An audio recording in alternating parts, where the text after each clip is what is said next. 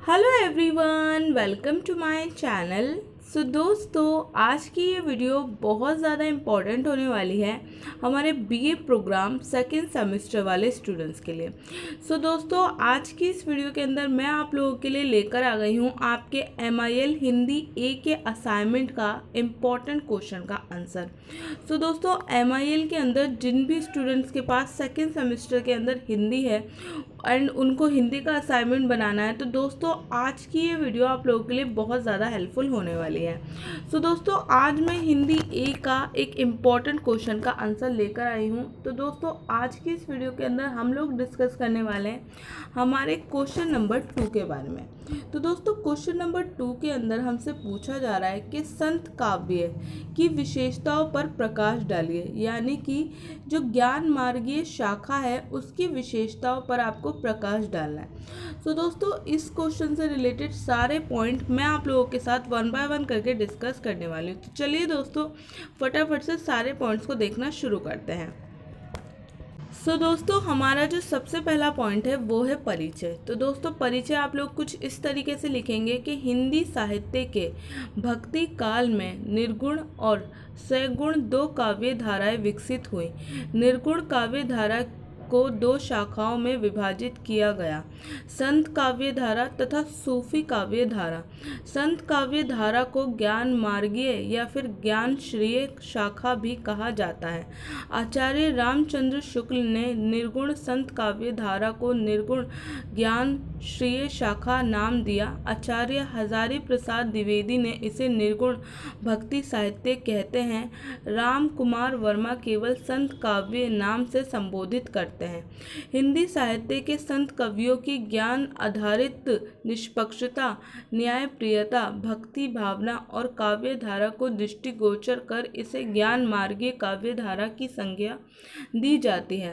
भक्ति काल की विषम राजनीतिक एवं सामाजिक परिस्थितियों में आशा की ज्योति बिखेरने का कार्य संत काव्य धारा के कवियों ने किया। उन्होंने तत्कालीन धार्मिक मान्यताओं को अपने जीवन के व्यापक अनुभवों के आधार पर जन सामान्य के लिए बोधगम्य बनाया। इन कवियों ने हिंदू और मुसलमान दोनों को समाज का अभिन्न अंग के रूप में मान्यता प्रदान करते हुए उनमें भावनात्मक एकता लाने का प्रयास किया। इन्होंने विभिन्न विवादों को छोड़कर निर्गुण के आधार पर राम और रहीम को एकाकार करने का अनूठा कार्य किया। धार्मिक सहिष्णुता को संत कवियों ने सामाजिक विकास के लिए आवश्यक माना। उनके साहित्य में आध्यात्मिक चेतना के साथ साथ समाज चेतना भी सक्रिय थी। उनके काव्य में सामाजिक मूल्यों के प्रति गहरी चिंता मिलती है। समानती समाज के वर्णवादी मूल्यों के प्रति उनमें आक्रोश है। वर्णवाद सामाजिक विषमता को पैदा करता है। इस सामाजिक विषमता के विरुद्ध संत कवि खड़े होते हैं। संत कवि वर्णवादी समाज को तोड़कर मानवतावादी समाज की स्थापना के लिए प्रयत्नशील थे। तो दोस्तों, इस तरीके से आप लोगों को इस क्वेश्चन के आंसर में परिचय लिखना है। दोस्तों, बेसिकली परिचय के अंदर बेसिक सी चीज़ें बताई गई हैं कि जो ये संत काव्य धारा है ये कहाँ से शुरू होती और इसको कौन लोग शुरू करते हैं। तो दोस्तों, आप लोगों को ये पॉइंट ध्यान रखना है। दोस्तों, अब हम लोग बात करते हैं हमारे नेक्स्ट पॉइंट की, जो कि है संत शब्द का अर्थ। संत शब्द से आशय है उस व्यक्ति से जिसने संत परम तत्व का साक्षात्कार कर लिया हो। साधारणतः ईश्वर अनुमुख किसी भी सज्जन को संत कहते हैं, लेकिन वास्तव में संत वही है जिसने परम सत्य का साक्षात्कार कर लिया और उस पर निराकार सत्य में सदैव तत्कालीन रहता हो। संत मत का अर्थ है कि संतों का मार्ग, सत्य का मार्ग, सही और आशावादी पथ या संतों की राय। संत शब्द संस्कृत की धातु सद से बना है और कई प्रकार से प्रयोग होता है। सत्य, वास्तविक, ईमानदारी, सही। इसका मूल अर्थ है सत्य जानने वाला या जिसने अंतिम सत्य अनुभव कर लिया हो। संत शब्द से अर्थ आमतौर पर एक अच्छे व्यक्ति से लिया जाता है, लेकिन इसका विशेष अर्थ मध्यकालीन भारत के संत कवियों से ही लिया जाता है। स्पष्टतः संतों ने धर्म अथवा साधन की शास्त्रीय गण से व्याख्या या परिभाषा नहीं की है। संत पहले संत थे, बाद में कवि। उनके मुख से जो शब्द निकले वह सहज काव्य रूप में प्रकट हुए। डॉक्टर पीताम्बर दत्त बड़दावला ने संत का संबंध शांत से माना है और इसका अर्थ उन्होंने निर्वित, मार्गीय या विरागीय बताया है। परशुराम चतुर्वेदी के अनुसार संत शब्द का अंत्यम रूप है जिसका वास्तविक अर्थ है अस्तित्व का, बौद्धिक है और जो एक प्रकार से सत्य का पर्यायवाची भी है। संतों का प्रधान लक्षण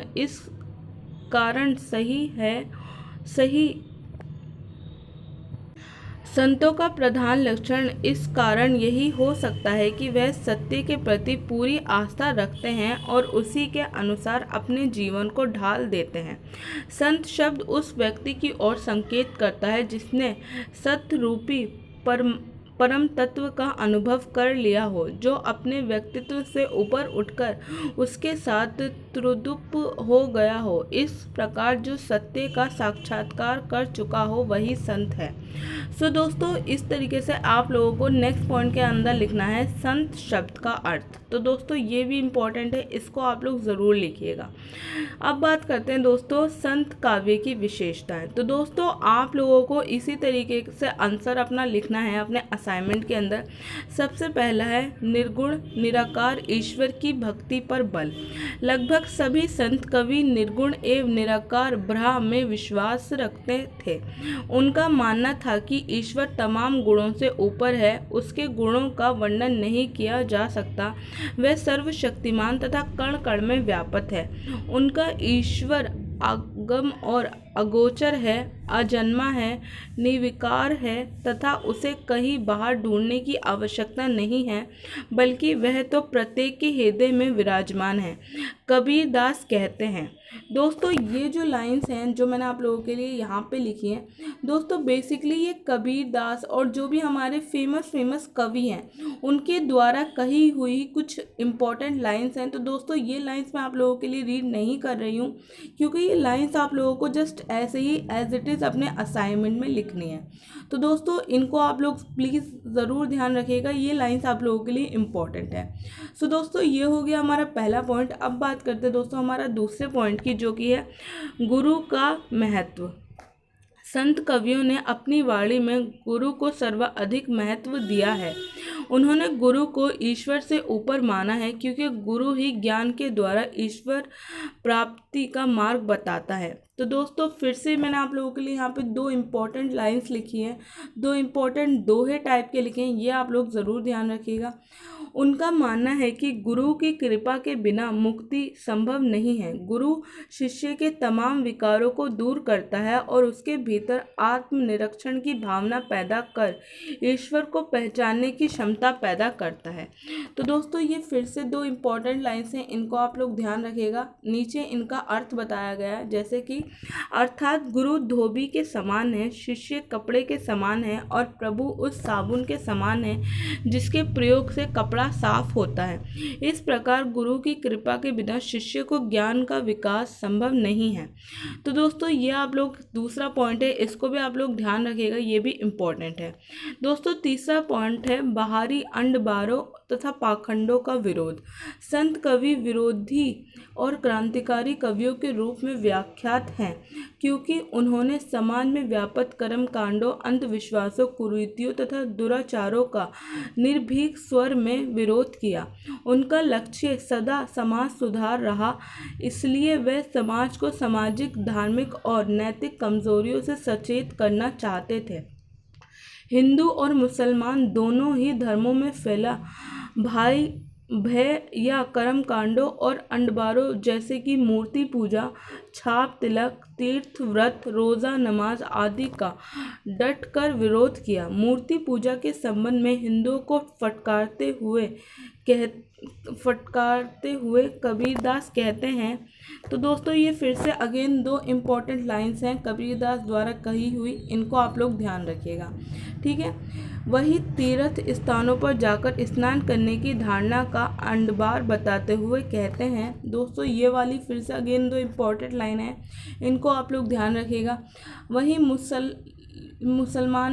मुस्लिम धर्म में फैली हुई कुरीतियों को स्पष्ट करते हुए ये लाइनें यहाँ पे कही गई हैं। तो दोस्तों इनको आप लोग ध्यान रखिएगा।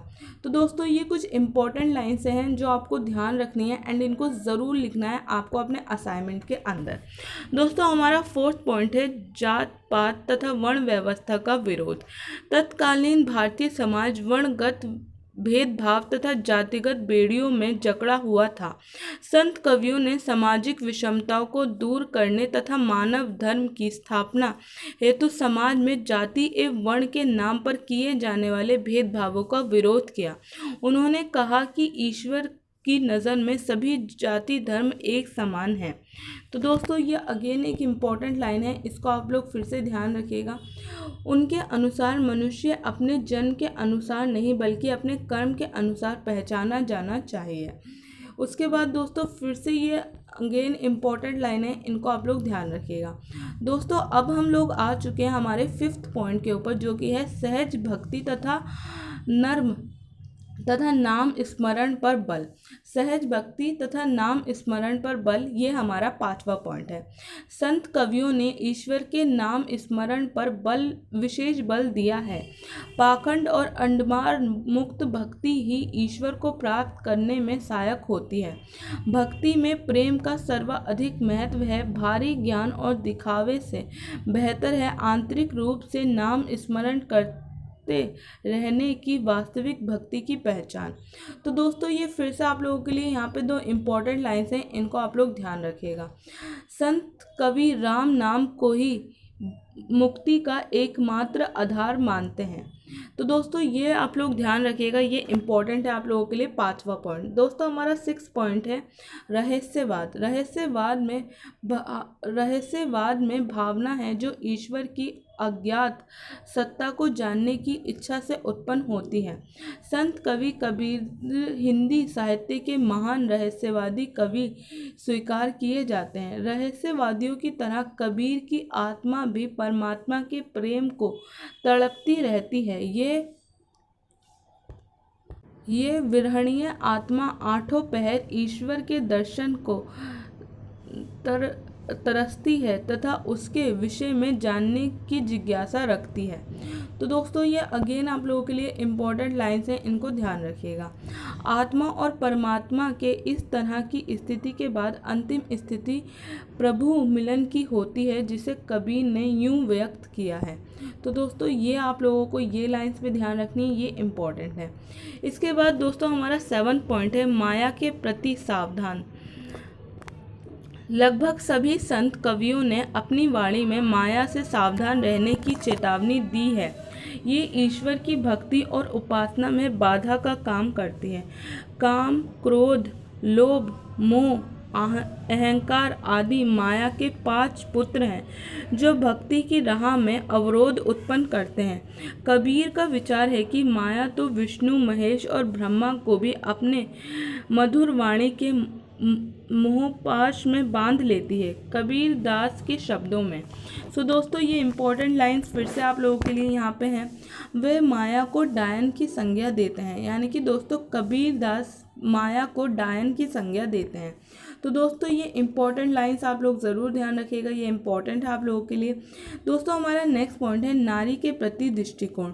संत कवियों ने नारी को माया का प्रतीक स्वीकार किया है। उनके अनुसार नारी प्रभु मिलन में सबसे बड़ी बाधा है। कबीर का मानना है कि जिस तरह माया के आकर्षण में फंसकर मानव ईश्वर को भूल जाता है, वही स्थिति स्त्री मोह की होती है। तो दोस्तों ये आप लोगों को ध्यान रखना है। अगेन आपके लिए कुछ इम्पोर्टेंट लाइन्स हैं, इनको आपको ध्यान रखना है। संत कवियों के अनुसार आदर्श पतिव्रता नारी ही पूजनीय है। ये नारी विद्या माया का प्रतीक है। जिस तरह पवित्रता अपने पति के बिना नहीं रह सकती, वैसे ही विद्या माया अपने स्वयं स्वामी ईश्वर से अलग नहीं होती। तो दोस्तों आप लोगों को ये ध्यान रखना है। एंड इसके बाद दोस्तों यहाँ पे आप लोगों के लिए फिर से अगेन कुछ इंपॉर्टेंट लाइंस हैं, इसलिए कबीर कहते हैं। तो दोस्तों ये लाइंस आपको फिर से ध्यान रखनी है, ये इंपॉर्टेंट है आप लोगों के लिए। तो दोस्तों अब बात करते हैं हमारे नेक्स्ट पॉइंट की, जो कि है संत कवियों की भाषा प्रयोग। संत कवियों ने लोक भाषा में साहित्य की रचना की, क्योंकि उनका लक्ष्य समाज सुधार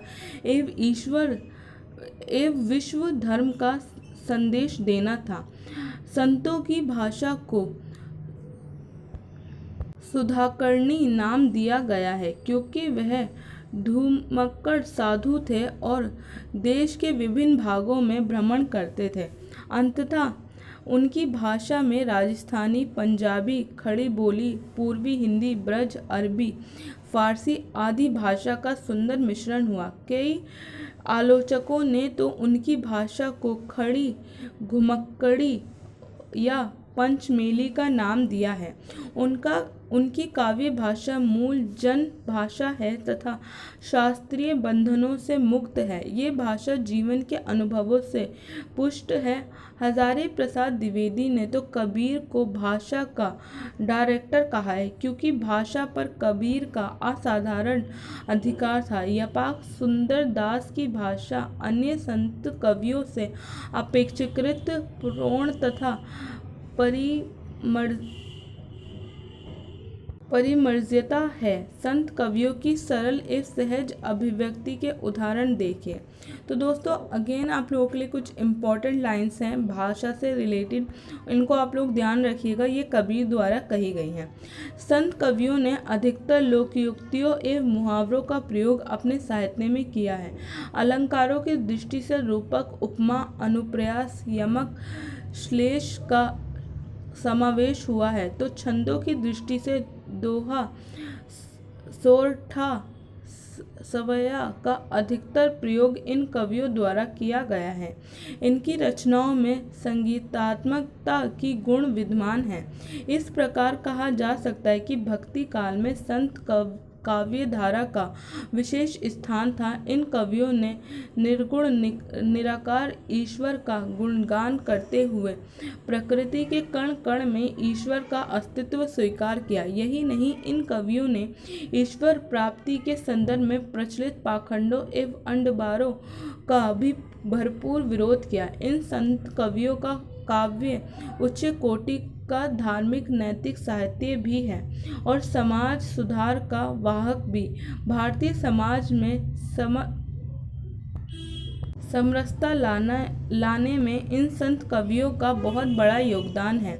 मानव मात्र की समानता, स्वतंत्रता तथा विश्व धर्म की स्थापना का प्रयास इन्हीं संतों द्वारा किया गया। अंततः सामाजिक व साहित्यिक दृष्टि से साहित्य अत्यंत महत्वपूर्ण है।